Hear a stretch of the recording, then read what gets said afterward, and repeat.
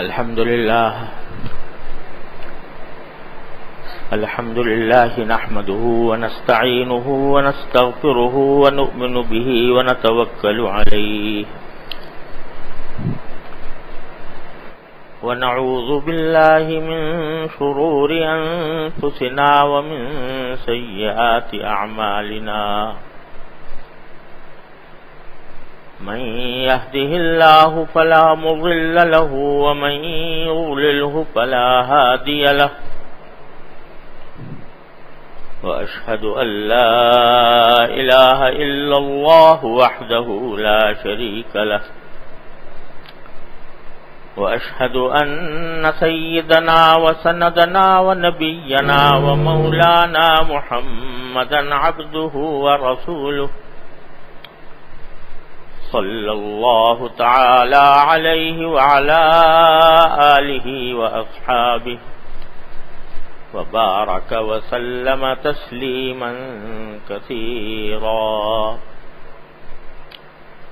أما بعد فأعوذ بالله من الشيطان الرجيم بسم الله الرحمن الرحيم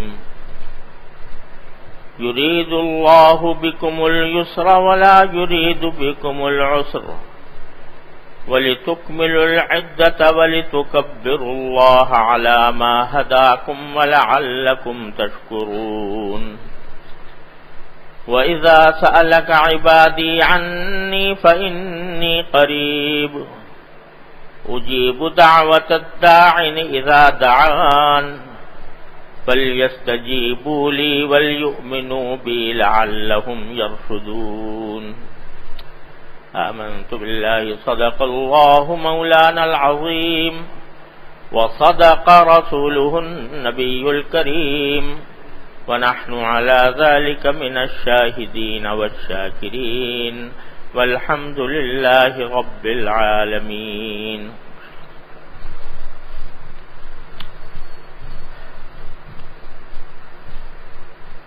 اللہ تبارک و تعالی کا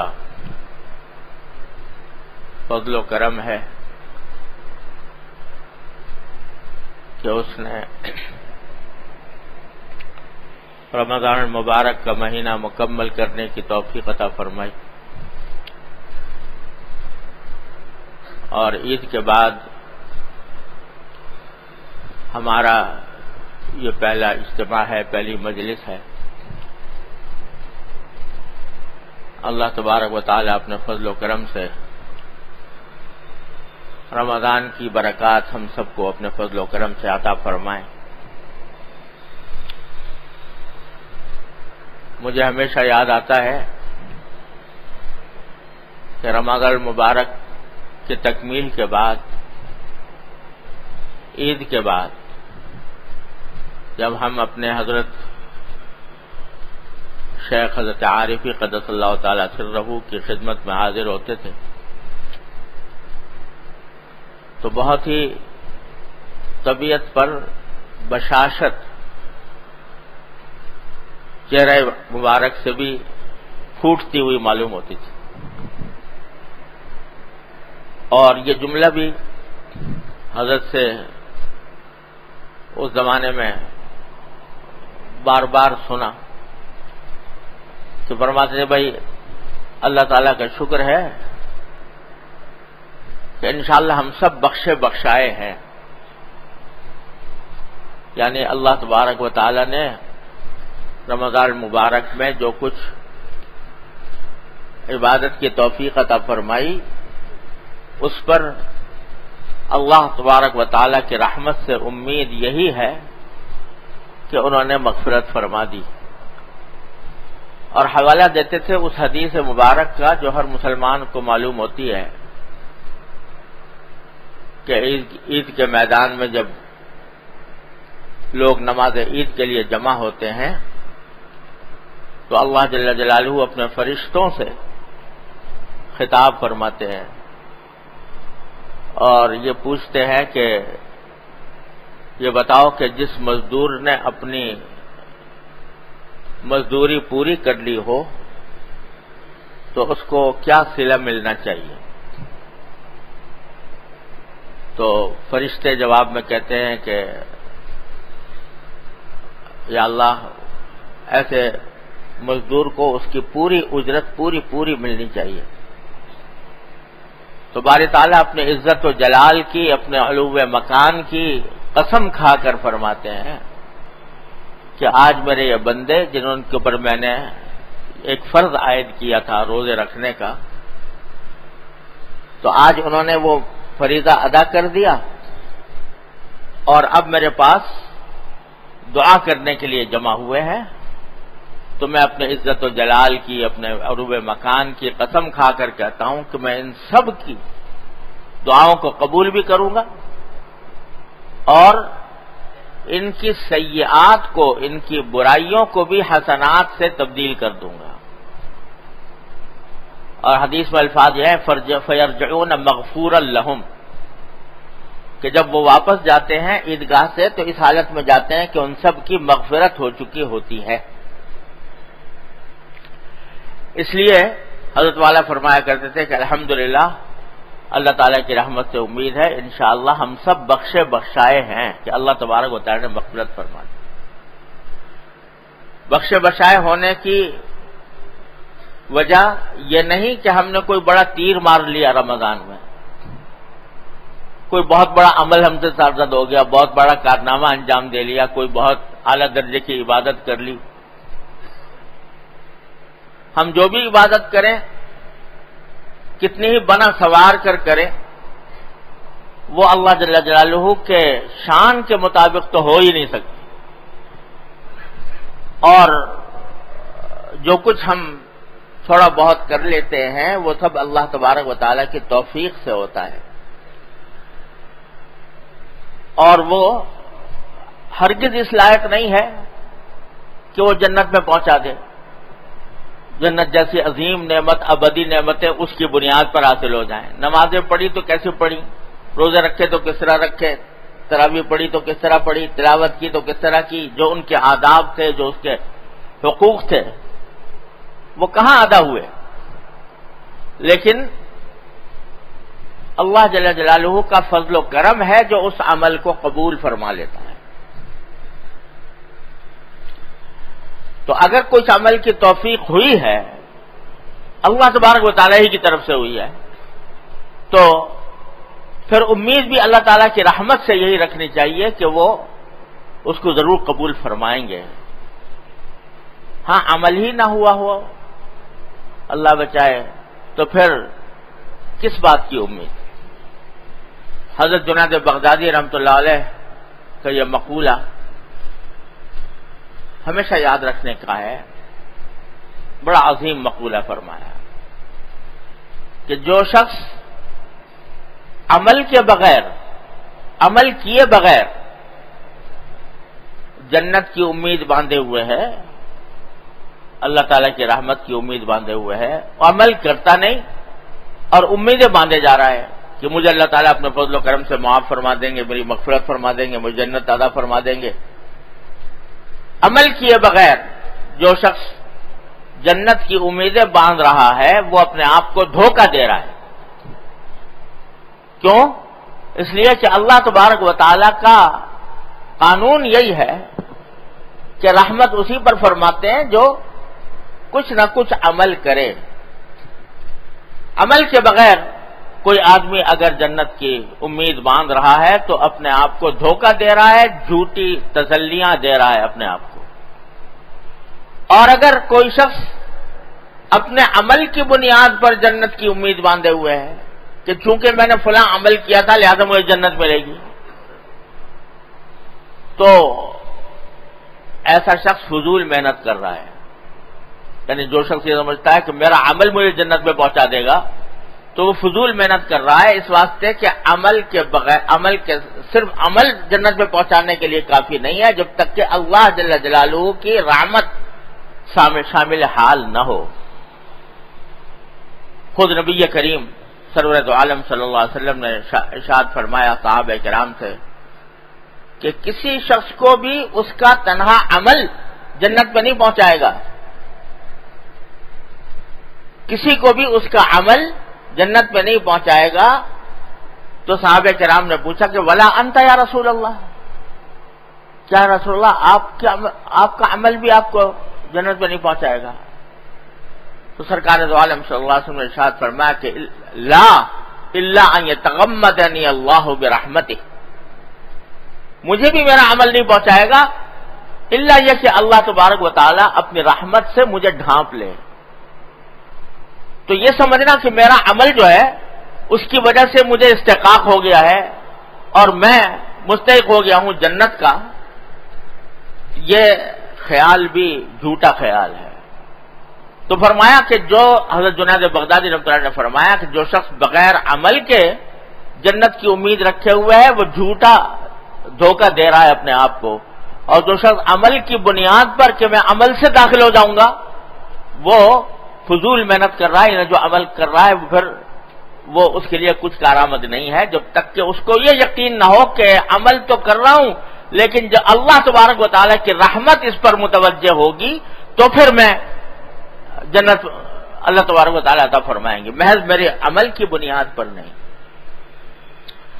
تو بھائی جو عمل بھی انسان کرے اس میں بذات خود یہ طاقت نہیں ہے کہ وہ انسان کو جنت میں پہنچا دے جب تک کہ اللہ جل جلالہ کی رحمت شامل حال نہ ہو۔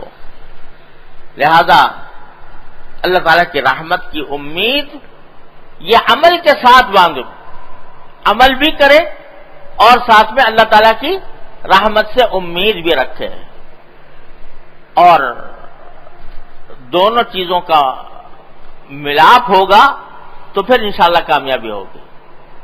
عمل ہی نہیں کر رہا، قدم ہی آگے نہیں بڑھا رہا، کوئی کام نہیں کرتا اور پھر کہے کہ اللہ تعالیٰ کی رحمت مجھے پہنچا دے گی، تو یہ فضول بات ہے جس کا نتیجہ کچھ بھی نہیں ہونا۔ لیکن عمل کرے، جیسا بھی بن پڑے عمل کرے، اور اس کے کوتاہیوں پر استغفار کرے کہ یا اللہ مجھ سے جو صحیح طریقے سے عمل ہونا چاہیے تھا وہ تو مجھ سے ہوا نہیں، لیکن آپ اپنے فضل و کرم سے اس کو قبول فرما لیں۔ تو یہ دو چیزیں جب جمع ہوں گی کہ عمل بھی ہو اور ان کی کوتاہیوں کا احساس بھی ہو اور اللہ تعالیٰ کی رحمت سے مانگنا بھی ہو، تو پھر اللہ تبارک و تعالیٰ اپنے فضل و کرم سے اس کو قبول فرما لیتے ہیں۔ پھر بندے کو یہ جو حدیث میں الفاظ ہیں عید والی حدیث میں کہ آج میں ان سب کی دعائیں بھی قبول کروں گا اور ان کی سیئات کو حسنات سے تبدیل کر دوں گا، یعنی ان کی برائیوں کو بھی اچھائیاں قرار دے دوں گا۔ اس کی ایک تفسیر یہ ہے کہ در حقیقت جو عبادتیں ان بندوں نے کی جیسی بھی کی وہ حقیقت میں تو سیئات تھیں، یعنی اللہ تبارک و تعالیٰ کی شان کے مطابق اگر دیکھا جائے تو اس کی شان کے مطابق تو تھی نہیں، لیکن آج میں ان کی سیئات کو بھی حسنات میں تبدیل کر دوں گا اور اس کو لکھ لوں گا کہ چلو انہوں نے اپنے بساط کے مطابق کچھ عمل کر لیا تو میں اس کو حسنات میں تبدیل کر کے لکھ لوں گا اپنے پاس۔ تو اللہ تبارک و تعالیٰ اپنے فضل و کرم سے اس عمل کو قبول فرما لیں تو یہ ان کا انعام و کرم ہے۔ اس وجہ سے نہیں ہم جو اپنے آپ کو بخشائے قرار دیں، وہ اس وجہ سے نہیں کہ ہم نے کوئی بڑا تیر مار لیا ہے، بلکہ اس وجہ سے کہ اللہ تبارک و تعالیٰ نے اپنے فضل و کرم سے ہماری ان ٹوٹی بوٹی عبادتوں کو امید ہے کہ قبول فرما لیا ہوگا۔ اللہ تعالیٰ کی رحمت سے یہ امید رکھنی چاہیے۔ اور دیکھو یہ آیتیں جو میں نے ابھی تلاوت کی بڑی عظیم ترتیب کے ساتھ اللہ تبارک و تعالیٰ نے باتیں اس میں بیان فرمائی ہیں۔ پہلے تو یہ فرمایا کہ بھئی تمہارے ذمہ روزے فرض ہیں چند دنوں کے، اور یہ بھی فرمایا کہ اگر تم میں سے کوئی بیمار ہو یا سفر پر ہو تو فعدۃ من ایام اخر، تو اور دنوں میں رمضان میں نہ صحیح رمضان میں قضا کر لے، پھر اور دنوں میں رکھ لے روزے۔ پھر فرمایا کتنے پیار کے ساتھ کہ یرید اللہ بکم اليسر ولا یرید بکم العسر، اللہ تمہارے ساتھ آسانی کا معاملہ کرنا چاہتا ہے، تمہارے ساتھ مشکل کا معاملہ کرنا نہیں چاہتا. یرید اللہ بکم اليسر ولا یرید بکم العسر. اور پھر ایک عجیب معنی خیز جملہ ارشاد فرمایا وَلِتُكْمِلُوا الْعِدَّةَ. اور ہم نے تمہیں یہ حکم اس لیے دیا ہے 30 دن یا 1 مہینہ روزہ رکھنے کا تاکہ تم گنتی پوری کر لو. گنتی پوری کر لو. یہ الفاظ جو استعمال فرمایا کہ گنتی پوری کر لو، اس میں یہ بات پنہا معلوم ہوتی ہے واللہ سبحانہ وتعالی عالم کہ ارے روزوں کی حقیقت تو تم کیا رکھو گے، روزے کے آداب تم کیا بجا لاؤ گے، اس کے حقوق تم سے کہاں ادا ہوں گے. لیکن اتنا ہی کر لو کہ گنتی پوری کر لو، 29 دن کی یا 30 دن کی گنتی پوری کر لو. وَلِتُكْمِلُوا الْعِدَّةَ، تاکہ تم گنتی پوری کر لو. یعنی اپنے حساب سے کوئی روزہ تمہارا قضا نہ ہو، اور اگر قضا ہو جائے تو بعد میں رکھ لو، لیکن گنتی پوری کر لو گے تو ہم تمہارے لیے اس روزے کو تمہارے نامہ اعمال میں درج کر لیں گے، اگرچہ وہ اس قابل نہ ہو کہ اللہ تبارک و تعالیٰ کے شایان شان ہو، لیکن وَلِتُكْمِلُوا الْعِدَّةَ، تاکہ ہم گنتی پوری کر لو. وَلِتُكَبِّرُوا اللَّهَ عَلَى مَا هَدَاكُمْ، اور تاکہ اللہ تعالیٰ کی بڑائی بیان کرو جیسے کہ اس نے تمہیں ہدایت دی ہے. وَلَعَلَّكُمْ تَشْكُرُونَ، اور تاکہ تم شکر گزار بنو. یعنی بتایا یہ کہ جو کچھ انجام دے رہے ہو روزے وغیرہ، یہ تو ایک گنتی پوری کرنے والا معاملہ ہے تمہاری طرف سے، لیکن ہم نے تمہیں توفیق دے دی اور اس کو اپنی بارگاہ میں قبول فرما لیا، تو اس پر اللہ ہمارا شکر ادا کرو. لعلکم تشکرون. تو بندے کو 2 باتیں سکھا دی. ایک یہ کہ میں جتنی بھی کوئی بھی عبادت کر لوں وہ اللہ جل جلالہ کے شایان شان نہیں ہو سکتی، لہذا اس عمل کے ساتھ مجھے اللہ تعالیٰ کی رحمت درکار ہے، لہذا اس کی بڑائی بیان کرو، اللہ اکبر کہو، اللہ تبارک و تعالیٰ کی کبریائی کا اعلان کرو. وَلَعَلَّكُمْ تَشْكُرُونَ، اور شکر ادا کرو کہ اس نے ایک تو توفیق دی اور دوسرے اس پر اجر عطا فرمایا. دونوں باتوں کا شکر ادا کرو. لَعَلَّكُمْ تَشْكُرُونَ.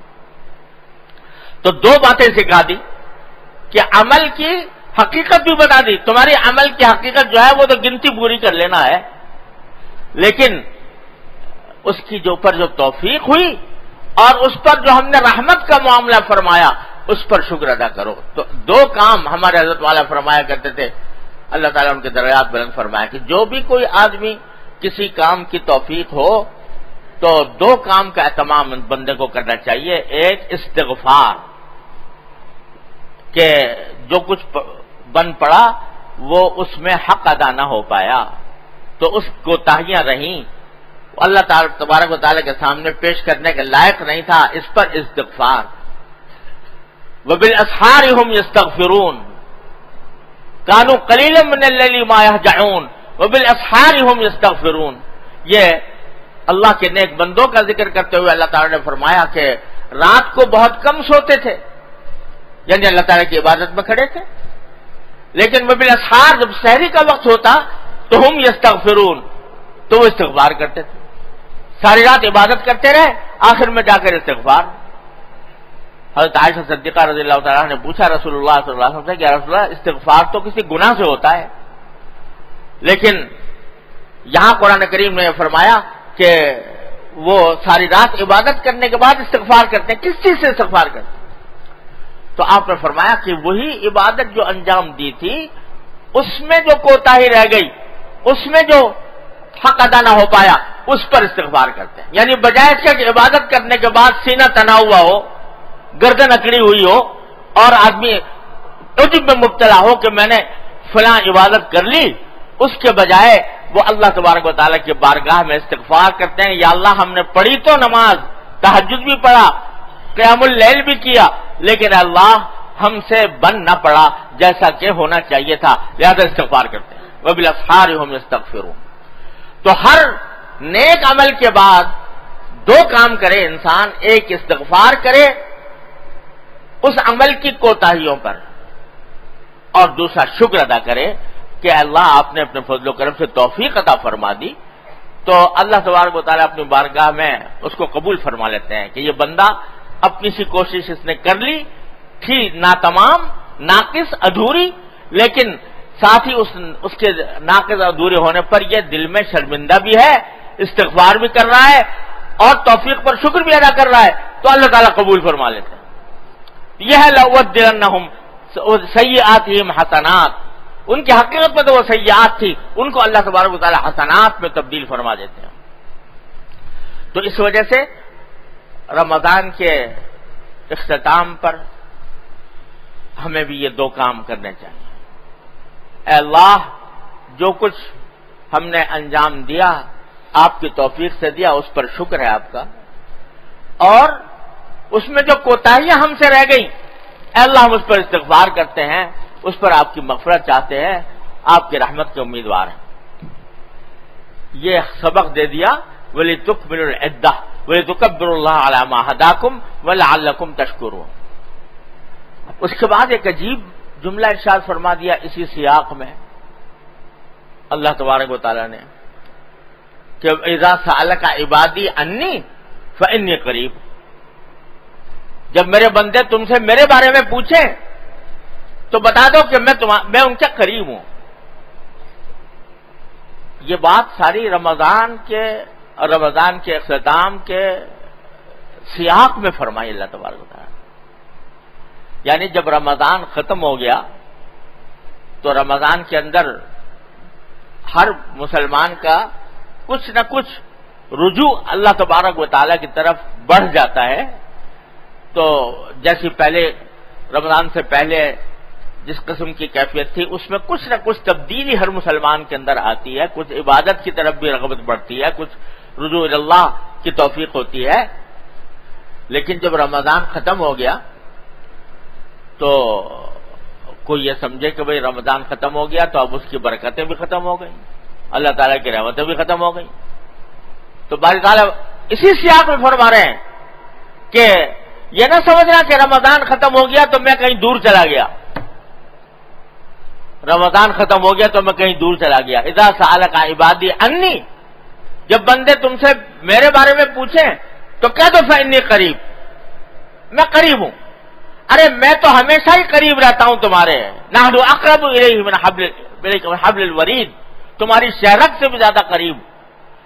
تم ہی دور چلے جاتے ہو، تم ہی دور چلے جاتے ہو، مجھے بھول جاتے ہو، میرے ساتھ تعلق کم کر لیتے ہو، میری طرف رجوع کم کر لیتے ہو، اور میرے ساتھ جو تمہارا تعلق ہونا چاہیے تھا اسی کو توڑ کر سمجھتے ہو رمضان میں تو رہا اور رمضان کے بعد مجھے بھول بیٹھے، تو تم دور چلے جاتے ہو، میں دور نہیں جاتا۔ جب پوچھے میرے بندے تم سے میرے بارے میں تو کہہ دو انی قریب، میں تو قریب ہی ہوں۔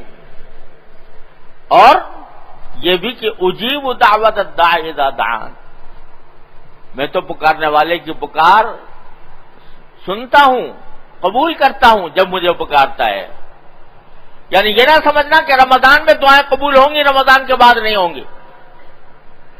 رمضان کے اندر جو کہ دعائیں کی گئی تھی بس وہی قبول ہوں گی، کیونکہ اللہ تعالیٰ اس وقت قریب تھے اور معاذ اللہ اب دور چلے گئے، لہذا اب دعائیں قبول نہیں ہوں گی۔ نہیں، میں قریب ہوں، اجیب دعوت الداعی اذا دعان، کہ میں تو پکارنے والے کی پکار کو سنتا ہوں، قبول کرتا ہوں جب مجھے پکارتا ہے، بشرطے کہ پکارنے والا ہو، مانگنے والا ہو، مجھ سے تعلق رکھ کر، مجھ سے لگ لپٹ کر، مجھ سے محبت کر کے، مجھے اپنا پروردگار سمجھ کر مجھے پکارے اور مانگے، مانگنے والا چاہیے تو میں اس کی پکار سنتا ہوں۔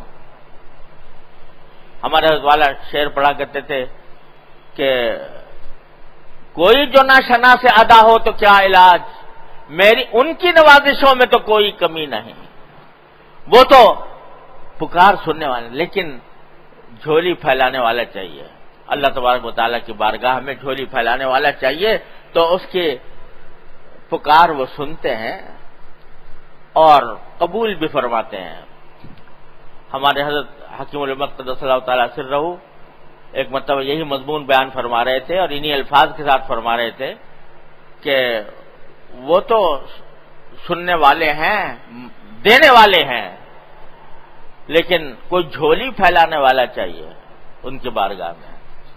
تو حضرت مجذوب صاحب رحمۃ اللہ علیہ قریب بیٹھے ہوئے تھے، تو انہوں نے پوچھا حضرت کسی کے پاس جھولی ہی نہ ہو تو پھر، یعنی مانگنے کا سلیقہ ہی نہ آتا ہو تو پھر، جھولی نہ ہو تو پھر کیا کرے؟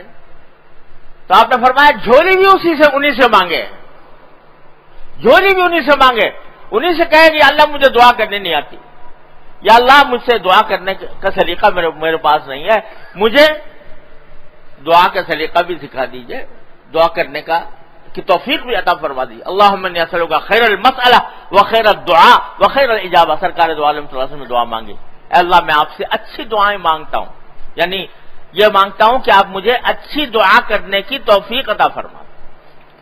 تو اجیب دعوت الداعی اذا دعان، میں تو پکارنے والے کی پکار کا جواب دیتا ہوں اگر جب وہ مجھے پکارے. پھر ایک جملہ ایسا فرما دیا فَلْيَسْتَجِيبُوا لِي، میں تو بیٹھا ہوں تیار تمہاری پکار سننے کو. ارے تم بھی تو میری پکار سن لو. فَلْيَسْتَجِيبُوا لِي، میری بات بھی تو مانو، جو میں جن چیزوں کا تم سے مطالبہ کرتا ہوں ان کو پورا کرو.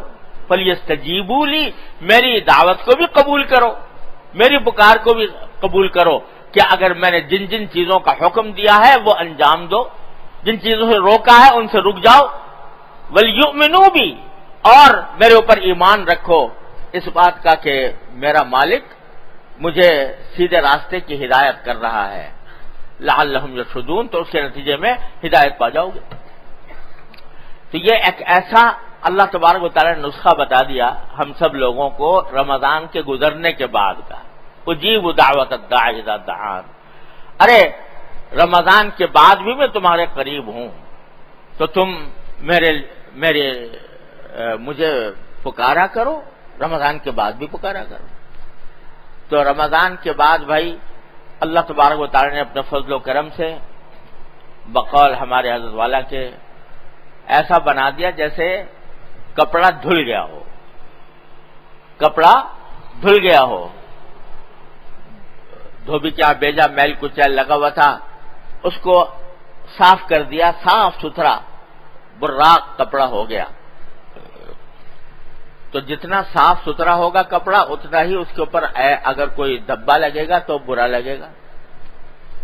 تو ہمارے حضرت فرمایا کرتے تھے کہ اب صاف ستھرا ہو گیا، اب اس کے اوپر دھبا لگانے سے اپنے آپ کو بچاؤ. کاہے کا دھبا؟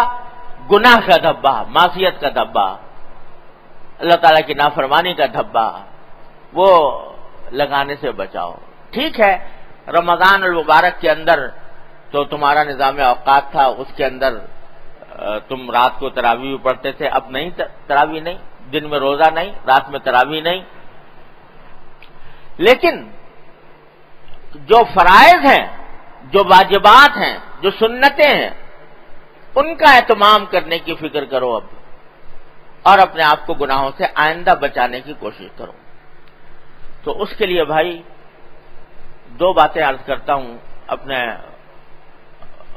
بزرگوں سے سنی ہوئی. اللہ تبارک و تعالیٰ اپنے فضل و کرم سے ہم سب کو اس کی توفیق عطا فرمائے.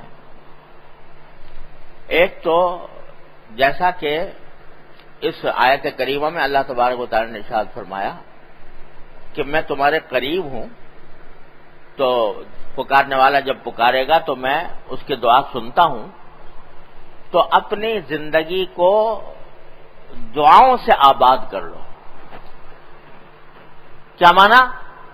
کہ اپنی ہر چیز، چھوٹی بڑی چیز اللہ جل جلالہ سے مانگنے کی عادت ڈالو. چھوٹی سی چھوٹی چیز بھی ہو تو اللہ تبارک و تعالیٰ سے مانگنے کی عادت ڈالو. دل میں مانگ لو، زبان سے مانگ لو، چلتے پھرتے مانگ لو، جس طرح بھی ہو. اللہ تبارک و تعالیٰ کے ساتھ سے رشتہ قائم کرنے کا بہترین راستہ اللہ تعالیٰ نے بتا دیا. میں تو قریب ہوں. اس قرب کا احساس دلانے کے لیے، اس قرب کے ساتھ تعلق میں اضافہ کرنے کے لیے دعا کا نسخہ بتایا کہ اجیب دعوت الداعی اذا دعان، مجھے پکارا کرو، ہر وقت پکارو، چلتے پھرتے پکارو، زبان سے پکارو، دل سے پکارو. چھوٹی چھوٹی حاجت کے لیے پکارو. ہمارے حضرت والا قدس اللہ تعالی سرہ فرمایا کرتے کہ اگر ہوا کا جھونکا چلا اچھا لگا تو اللہ تبارک و تعالیٰ کا شکر ادا کرو، اور جو اگر اس کے درمیان تمہیں گرمی محسوس ہو رہی ہے تو گرمی کو دور کرنے کے لیے بھی اللہ تبارک و تعالیٰ سے مانگو کہ اللہ یہ گرمی کو دور فرما دیجیے. باہر نکلے ہو، سواری پر سوار ہونا جانا ہے تو دل میں مانگتے ہوئے جاؤ کہ یا اللہ جانا چاہتا ہوں، سواری اچھی دلوا دیجیے. بیٹھ گئے سواری میں تو یا اللہ عافیت کے ساتھ مجھے منزل تک پہنچا دیجیے. گھر میں داخل ہو رہے ہو تو یا اللہ میں گھر میں داخل ہو رہا ہوں، میں سب کو، اپنے اہل و عیال کو، اپنے گھر والوں کو عافیت کی حالت میں پاؤں. کھانا سامنے آ گیا، یا اللہ یہ کھانا آپ نے اپنے فضل و کرم سے عطا فرمایا، اس کو میرے لیے باعث تقویت بنا دیجیے، باعث صحت بنا دیجیے. چھوٹی سے چھوٹی حاجت. جب سرکار دو عالم صلی اللہ علیہ وسلم یہ فرما رہے ہیں کہ جوتے کا تسمہ بھی ٹوٹ جائے تو اللہ تعالیٰ سے مانگو کہ یا اللہ ہمارے جوتے کا تسمہ ٹوٹ گیا، اس کو ٹھیک کرا دیجیے. اب ایسے ظاہری طور پر تو یہ ہونا چاہیے جب دوسرے کا تسمہ ٹوٹا تو کسی موچی کے پاس جائے آدمی ٹھیک کرانے کے لیے، ٹھیک ہے جائے، لیکن جانے سے پہلے مانگ لے اللہ تعالیٰ سے، یا اللہ یہ ٹوٹ گیا اس کو درست کر دیجیے.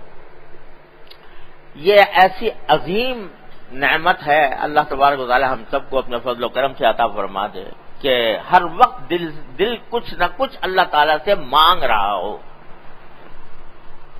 کیونکہ انسان جو ہے نا حاجتوں کا پتلا ہے،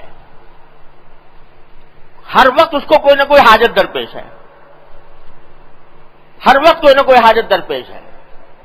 تو ان حاجتوں کو اگر اللہ تبارک و تعالیٰ سے مانگتا رہے یا اللہ میری حاجت پوری، یا اللہ میری حاجت پوری فرما دیجیے، تو جتنا زیادہ اللہ تبارک و تعالیٰ سے مانگو گے، جتنا اللہ تبارک و تعالیٰ سے دعا کرو گے، اتنا ہی اللہ تبارک و تعالیٰ کے ساتھ تعلق اور رابطہ مضبوط ہوگا. اور بھائی سب سے بہترین دعائیں وہ ہیں جو یا تو اللہ تبارک و تعالیٰ نے قرآن کریم میں خود تلقین فرما دی، وَقُلْ رَبِّ اغْفِرْ وَارْحَمْ وَأَنْتَ خَيْرُ الرَّاحِمِينَ. چھوٹا سا جملہ، اے میرے پروردگار میری مغفرت فرمائیے، مجھ پر رحم فرمائیے، وَأَنْتَ أَرْحَمُ الرَّاحِمِينَ. چھوٹا سا جملہ یہ فرما دیا، یہ کہا کرو رَبِّ اغْفِرْ وَارْحَمْ وَأَنْتَ خَيْرُ الرَّاحِمِينَ. اب اس میں ساری حاجتیں جمع ہو گئی ہیں.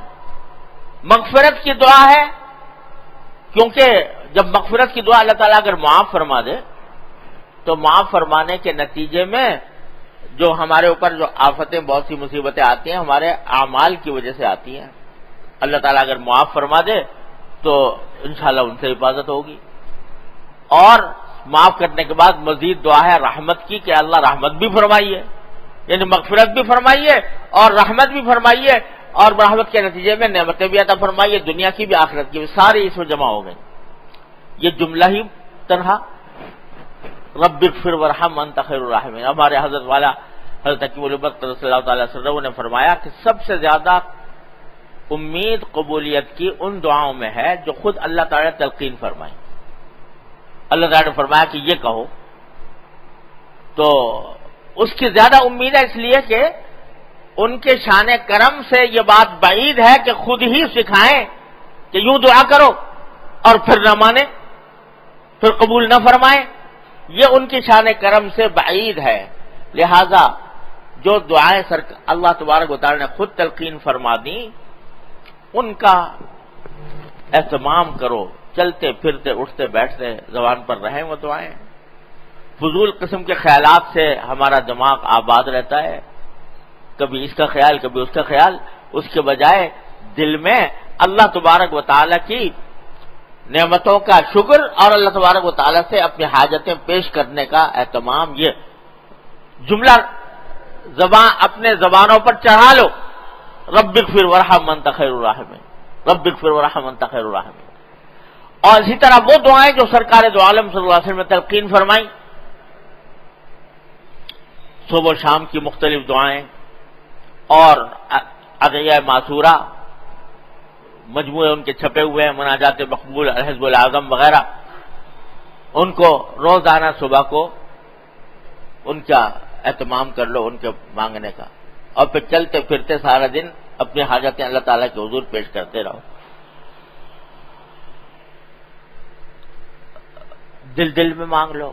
ہمارے حضرت حکیم الامت قدس اللہ تعالی سرہ کی بات میں نے اپنے شیخ حضرت عارفی قدس اللہ تعالی سرہ سے بارہا سنی کہ حضرت حکیم الامت قدس اللہ تعالی سرہ فرمایا کرتے تھے کہ جب بھی کوئی بندہ میرے سامنے آتا ہے اور کچھ پوچھتا ہے کہ مجھے آپ سے ایک بات پوچھنی ہے، تو کبھی تخلف نہیں ہوتا الحمدللہ کہ دل دل میں اللہ تعالیٰ سے کہتا ہوں یا اللہ پتہ نہیں یہ کیا پوچھ لے گا، اس کا صحیح جواب میرے دل میں ڈال دیجیے۔ ہر لمحے جو معاملہ پیش آ رہا ہے اللہ تعالیٰ کی بارگاہ میں پیش کیا جا رہا ہے، یا اللہ اس کا حل نکال دیجیے، یا اللہ اس کا حل نکال دیجیے۔ تو جو بندہ ہر وقت اللہ تعالیٰ سے مانگ رہا ہو، پھر اس کا تعلق اللہ تعالیٰ سے مضبوط نہیں ہوگا تو کیسے کیا ہوگا؟ کیونکہ اللہ تعالیٰ کو مانگنا بہت پسند ہے۔ من لم یسل اللہ یغضب علیہ، جو مانگتا نہیں اللہ تعالیٰ سے، اللہ تعالیٰ سے ناراض ہوتا ہے۔ تو اس کا اہتمام، دعاؤں کا اہتمام کثرت سے کرتے رہو۔ اور بھائی دوسری بات جو بزرگوں کی بتائی ہوئی ہے اور تجربے کی ہے، اللہ تعالی ہم سب کو اس پر عمل کی توفیق عطا فرمائے، کہ اب یوں سمجھو کہ ایک رمضان کے بعد ایک نئی زندگی شروع ہوئی، تو اس نئی زندگی کا اپنا ایک نظم اوقات بناؤ، اوقات کا ایک نظم کہ میں فلاں وقت میں فلاں کام کروں گا، اور اس کی پابندی۔ فَلْيَسْتَجِيبُوا لِي، ارے میں تمہاری دعائیں قبول کر رہا ہوں تو میری بھی تو سنو۔ اور وہ اسی طرح ہوگا کہ اپنا نظام الاوقات بناؤ، نظام الاوقات بنا کر دیکھو کہ اس میں جو تمہاری ضروریات ہیں وہ ساری کی ساری وہ بھی پوری ہوں، اللہ تبارک و تعالیٰ کا حق بھی ادا ہو، بندوں کا حق جو تمہارے ذمہ واجب ہے وہ بھی ادا ہو۔ اس طرح کا نظم اوقات، میں صبح فجر کے بعد یہ کروں گا۔ جو بھی آدمی کا فجر کے بعد تھوڑا سا اللہ تبارک و تعالیٰ کی بارگاہ میں حاضری فجر کی نماز کے وقت میں ہوتی ہے، تو فجر کے بعد بیٹھ کر اللہ تبارک و تعالیٰ کی بارگاہ میں کچھ وقت متعین کر لیں کہ اتنا وقت بیٹھ کر میں اللہ تبارک و تعالیٰ کے ذکر میں، تلاوت قرآن میں، دعائیں کرنے میں صرف کروں گا۔ اور پھر اس کے بعد جو اپنے دوسرے کام ہیں، جس کا جو بھی کام ہے وہ اس کام کے لیے جو اوقات مقرر ہیں وہ کرے۔ نمازوں کے اوقات میں اس بات کا اہتمام رکھے کہ نمازیں با جماعت ادا ہوں، مسجد میں ادا ہوں، مسجد با جماعت ادا ہوں، اور اپنے آپ کو گناہوں سے بچانے کا اہتمام کرے۔ ایسی جگہوں پر جانے سے پرہیز کرے کہ جہاں آدمی کے گناہ میں مبتلا ہونے کا اندیشہ ہو۔ اس طرح کا نظم اوقات بناؤ اور اس کے اوپر عمل کرنے کا زبردستی اہتمام کرو۔ یہ کثرت سے لوگ مجھے لکھتے ہیں یا کہتے ہیں کہ نظم الاوقات تو بنا لیا لیکن پابندی نہیں ہوتی۔ پابندی اس لیے نہیں ہوتی کہ اپنے آپ کو اپنے نفس کے ہاتھوں غلام بنایا ہوا ہے اور نفس پر زبردستی کرنے کی عادت نہیں ہے۔ کوئی کام زبردستی کے بغیر نہیں ہوتا دنیا میں، جب تک کہ آدمی اپنے نفس کے اوپر زبردستی نہ کرے۔ یہ محض اگر اپنے نفس کی خواہشات پر چھوڑ دیا کہ سستی ہو رہی ہے، کاہلی ہو رہی ہے، دل نہیں چاہ رہا، تو دنیا کا کوئی کام نہیں ہو سکتا۔ کہیں مزدوری کرنی ہے تو وہ بھی، اس میں بھی دل پر جبر کرنا پڑتا ہے، کوئی ملازمت کرنی ہے اس میں بھی دل پر جبر کرنا پڑتا ہے، تجارت کرتا ہے آدمی تو اس میں بھی دل پر جبر کرنا پڑتا ہے، اپنے آرام کو تجنا پڑتا ہے، تب جا کے کچھ حاصل ہوتا ہے۔ تو دین کے لیے اور اللہ کے لیے اپنے اوپر جبر کرنے کی عادت ڈالو کہ وہ نظام الاوقات جو مقرر کیا ہے اس کے اوپر عمل ہو۔ تو یہ دوسری بات ہے۔ تیسری بات یہ کہ اللہ تبارک و تعالی نے ہمارے دین کو اپنے فضل و کرم سے آسان بنوایا ہے۔ یرید اللہ بکم اليسر ولا یرید بکم العسر ما جعل علیکم فی الدین من حرج۔ اللہ تعالیٰ نے ایسا کیمیا کا دین ہمیں عطا فرمایا کہ ہمارا ہر کام اخلاص نیت سے عبادت بن سکتا ہے۔ اگر نیت صحیح ہو تو بظاہر وہ کام جو دیکھنے میں عبادت نہیں تھے وہ بھی عبادت بن جائیں۔ تو روزانہ صبح کو فجر کے بعد اللہ تبارک و تعالی سے اخلاص نیت کی دعا کرو کہ یا اللہ آج کا سارا دن جو بھی میں کام کروں گا تو وہ آپ کی رضا کی خاطر کروں گا۔ ان صلاتی و نسکی و محیایا و مماتی للہ رب العالمین، یا اللہ میری نماز بھی آپ کے لیے، میری عبادتیں بھی آپ کے لیے، میرا جینا بھی آپ کے لیے، میرا مرنا بھی آپ کے لیے۔ تصور کر لو کہ آج دن بھر میں کیا کام کروں گا۔ مثلا آج دن بھر میں اپنی ملازمت کے لیے جاؤں گا کہیں، تو اس میں نیت میری یہ ہوگی کہ اللہ تعالیٰ نے مجھ پر، میرے نفس کا اور میرے اہل و عیال کا حق رکھا ہے، میں اس حق کو ادا کرنے کے لیے جا رہا ہوں۔ یہ نیت شروع میں کر لی۔ کہیں اگر ملنے جانا ہے کسی سے، تو اگر عزیز رشتہ دار سے ملنے جانا ہے تو دل میں یا اللہ وہاں جاؤں گا تو میرے دل میں اس لیے جاؤں گا کہ صلہ رحمی کا آپ نے حکم دیا ہے، اس صلہ رحمی کے لیے میں جاؤں گا۔ اگر میں اپنے گھر میں بچوں سے، اپنے گھر والوں سے ملاقات کروں گا تو اللہ اس نیت سے کروں گا کہ آپ نے ان کا حق میرے ذمہ رکھا ہے، میں ان کا حق ادا کرنے کے لیے یہ کام کروں گا۔ کھانا کھاؤں گا تو اس لیے کہ آپ نے میرے نفس کا حق رکھا ہے، حلال طریقے سے کھانے کا اس نیت سے کروں گا۔ صبح کو اپنے دن بھر کے جتنے کام ہونے ہیں ان کا تصور کر کے نیت ایک درست کر لو۔ ان صلاتی و نسکی و محیایا و مماتی للہ رب العالمین، یہ نسخہ، یہ جملہ بھی زبان سے ادا کر لو، یا اللہ میرا ہر کام آپ کے لیے ہو۔ اور پھر دعا کر لو اللہ تبارک و تعالیٰ سے، یا اللہ میں نے یہ نیت تو کر لی سارے دن کے کاموں کے لیے، لیکن میں اس وقت تک اس پر کاربند نہیں ہو سکتا جب تک کہ آپ کی توفیق شامل حال نہ ہو۔ اے اللہ اپنے فضل و کرم سے، اپنی رحمت سے مجھے اس پر عمل کرنے کی بھی توفیق عطا فرما دیجئے، اس کی رکاوٹوں کو دور فرما دیجئے، میری بے ہمتی کو دور فرما دیجئے۔ صبح صبح اللہ تبارک و تعالیٰ سے یہ عہد و پیمان کر کے اور اس سے دعا کر لو۔ اجیب دعوت الداعی اذا دعان، باری تعالیٰ فرما رہے ہیں میں پکار سن لوں گا تمہاری۔ اور پھر بھی اگر کسی وقت پاؤں پھسل گیا تو فوراً اللہ تعالیٰ کی طرف پھر رجوع کر لو، یا اللہ غلطی ہو گئی، اپنی رحمت سے معاف فرما دیجیے۔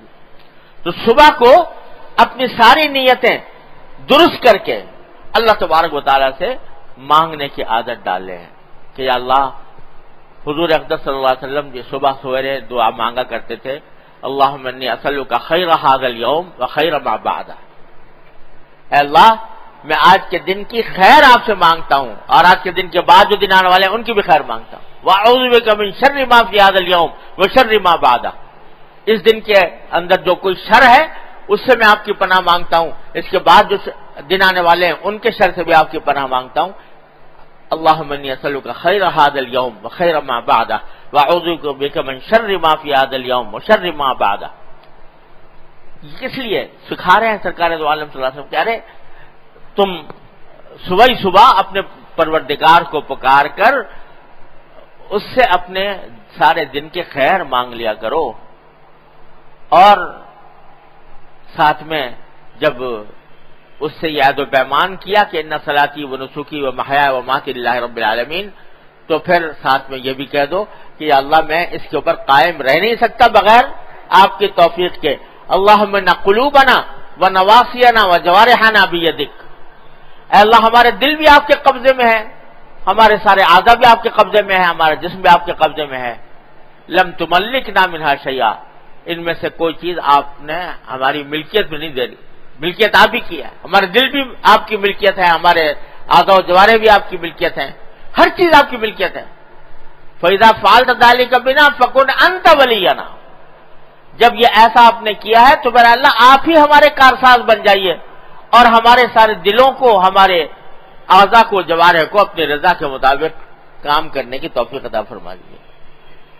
یہ دعا سکھا گئے ہیں سرکار دو عالم صلی اللہ علیہ وسلم۔ تو بھائی ہر بندہ اپنے اپنی جگہ پر اپنے اپنے گھر حالات کے مطابق صبح کو اللہ تبارک و تعالیٰ کی بارگاہ میں حاضر ہو کر یہ عہد و پیمان بھی کر لے کہ ان صلاتی و نسکی و محیا و مماتی للہ رب العالمین، سارے دن میں جو کچھ ہونے والا ہے اس کا تھوڑا سا تصور کر کے اس کی نیتیں درست کر لے اور اللہ تعالیٰ سے مانگ لے کہ یا اللہ مجھے سارے دن میں اپنی معصیت سے میری حفاظت فرمائیے، اپنے واجبات و سنن کو ادا کرنے کی توفیق عطا فرمائیے اور ہمارے اعضاء کو اور جوارح کو اور دل کو سب کو اپنی رضا کی طرف موڑ دیجیے۔ یہ کر لو روزانہ، لیکن کر لو۔ اگر کوئی آدمی پابندی کر لے گا تو انشاءاللہ ثم انشاءاللہ رمضان کے بعد بھی اس کا رمضان باقی ہے انشاءاللہ۔ رمضان کے بعد بھی اللہ تعالیٰ کی رحمتیں اس کی طرف متوجہ ہیں، رمضان کے بعد بھی انشاءاللہ اس کو وہ فوائد حاصل ہوں گے جو رمضان میں اللہ تبارک و تعالیٰ نے عطا فرمائے تھے۔ بس یہ چھوٹا سا پیغام ہے عید کے بعد کا بھائی، اللہ تبارک و تعالیٰ اس پر مجھے بھی عمل کی توفیق عطا فرمائے، آپ حضرات کو بھی عمل کی توفیق عطا فرمائے۔ وآخر دعوانا الحمدللہ رب العالمین۔ یا اللہ یا رحمان یا رحیم یا کریم، اپنے فضل و کرم اپنی رحمت سے ہمارے تمام گناہوں کو معاف فرما۔ ربنا ظلمنا انفسنا وان لم تغفر لنا وترحمنا لنكن من الخاسرین۔ ربنا آتنا فی الدنیا حسنة وفی الآخرة حسنة وقنا عذاب النار۔ ربنا اغفر لنا ذنوبنا وإسرافنا في أمرنا وثبت أقدامنا وانصرنا على القوم الكافرين۔ یا ارحم الراحمین، یا غیاث المستغیثین، یا امان المستجیرین، یا مجیب دعوت المضطرین، رحمان الدنیا ورحیمہا، ارحمنا برحمت تغنینا بها عن رحمت من سواک۔ یا اللہ آپ کا فضل و کرم ہے، آپ کا شکر ہے کہ آپ نے رمضان عطا فرمایا ہے۔ اے اللہ آپ کا فضل و کرم، آپ کا شکر ہے کہ آپ نے اس میں ہمیں نمازوں کی، روزوں کی تلاوت کی توفیق عطا فرمائی۔ یا اللہ ان کی کوتاہیوں کو معاف فرما دیجئے۔ یا اللہ ہم اس پر استغفار کرتے ہیں، یا اللہ اپنے رحمت سے ان کو اپنے فضل و کرم سے قبول فرما لیجئے۔ یا اللہ آپ نے جو انوار و برکات اور جو اجر و ثواب آپ نے مقدر فرمایا ہے، یا اللہ ہم اس کے مستحق نہیں ہیں لیکن محتاج ہیں، اپنے رحمت سے اپنے فضل و کرم سے ہماری حاجت پر نظر فرما کر اپنے فضل و کرم سے وہ سب ہم کو عطا فرما دیجئے، کسی سے بھی محروم نہ فرمائیے۔ یا اللہ یا رحمان یا رحیم یا کریم، اپنے فضل و کرم سے ہمارے گناہوں کی مکمل مغفرت فرما دیجئے۔ یا اللہ ہماری زندگیوں کو اپنی رضا کے مطابق ڈھال دیجئے۔ یا اللہ ہمارے شب و روز کو اپنی رضا کے مطابق ڈھال دیجئے۔ یا اللہ ہر طرح کے شر سے، معصیتوں سے، گناہوں سے، یا اللہ ہمارے اہل و عیال کی، ہمارے گھر والوں، متعلقین، احباب سب کی حفاظت فرمائیے۔ یا اللہ ہمارے دلوں کو اپنی جانب متوجہ فرما دیجئے۔ یا اللہ اپنے ذات کے ساتھ مضبوط تعلق عطا فرما دیجئے۔ یا اللہ اپنے رحمت سے، اپنے فضل و کرم سے اپنے ذات کے ساتھ مضبوط تعلق عطا فرما دیجئے۔ یا اللہ ایسا لازوال تعلق عطا فرما دیجئے۔ یا اللہ ایسا لازوال تعلق عطا فرما دیجئے جو آپ کی اطاعت کی زندگی ہمیں عطا فرما دے۔ یا اللہ یا رحمان یا رحیم یا کریم، اپنے فضل و کرم سے ہم نے جو باتیں کہیں اور سنی ہیں، اللہ ان پر عمل کی بھی توفیق عطا فرما دی۔ یا اللہ تمام حاضرین اور حاضرات کو ان کے تمام جائز مقاصد میں اپنے فضل و کرم سے کامیابی عطا فرما۔ یا اللہ ہم میں، ہمارے متعلقین میں جو لوگ بیمار ہیں انہیں شفائے کامل و عاجل عطا فرما۔ اے اللہ جو تنگ دست ہے ان کی تنگ دستی کو دور فرما، جو اور کسی طرح پریشان ہے اپنی رحمت سے، اپنے فضل و کرم سے ان کی پریشانیوں کو رفع فرما۔ یا اللہ یا رحمان یا رحیم یا کریم، اپنے رضا کامل ہم سب کو عطا فرما دے۔ یا اللہ اپنے رضا کامل ہم سب کو عطا فرما دے۔ یا اللہ ہم بے ہمت ہیں، ہمت عطا فرما، بے حوصلہ ہیں، حوصلہ عطا فرما۔ یا اللہ ہمارے دلوں کو اپنے طاعت کی طرف متوجہ فرما دیجیے۔ یا مصرف القلوب صرف قلوبنا علی طاعتک، صرف قلوبنا علی طاعتک۔ اللهم انا نسألك من خیر ما سألك منه عبدك ونبيك سيدنا محمد صلی اللہ علیہ وسلم، ونعوذ بك من شر ما استعاذك منه عبدك ونبيك سيدنا محمد صلی اللہ علیہ وسلم۔ ربنا تقبل منا انك انت السميع العليم وتب علينا انك انت التواب الرحيم، وصلى الله تعالى على خير خلقه سيدنا مولانا محمد وعلى آله واصحابه اجمعين، آمين برحمتك يا ارحم۔